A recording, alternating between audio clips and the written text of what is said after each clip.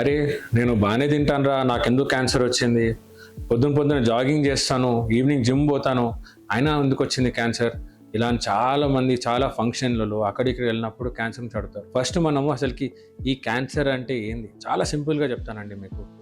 ఇప్పుడు మనకి బాడీలో సెల్స్ అని ఉంటాయి.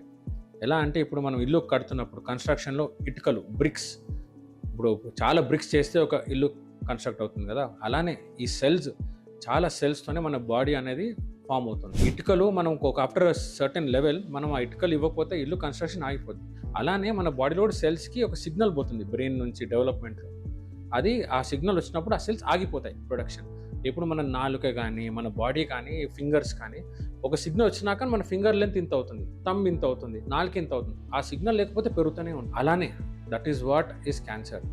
ఆ సిగ్నల్ ఏదైతే స్టాప్, ఆగిపో, చాలు అనే సిగ్నల్ మన బాడీలో రాకపోతే అప్పుడే అది స్వెల్లింగ్ లాగా, ఒక గడ్డలాగా, పుండులాగా ఫామ్ అవుతుంది. అది ఎర్లీ క్యాన్సర్ అలానే స్టార్ట్ అవుతుంది. అది ఇప్పుడు ఎలా అంటే మన బాత్రూంలో సింక్లో ట్యాప్ బకెట్ నిండాగా ట్యాప్ ఆగిపోతే నీళ్ళు పోతూనే ఉంటాయి. Same thing. సో మన స్టాప్ సిగ్నల్ లేనప్పుడే సెల్స్ పెరుగుతూ ఉంటాయి అండ్ క్యాన్సర్ అనేది ఫామ్ అవుతుంది. ఈ ఎందుకు పెరుగుతూ ఉంటాయంటే మ్యూటేషన్స్ అంటారు. ఈ మ్యూటేషన్స్ దేనివల్ల?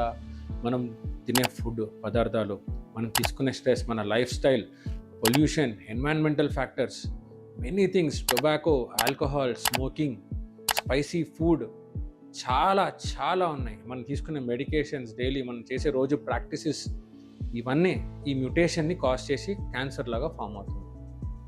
ఓకే, సో ఇదండి క్యాన్సర్ అంటే.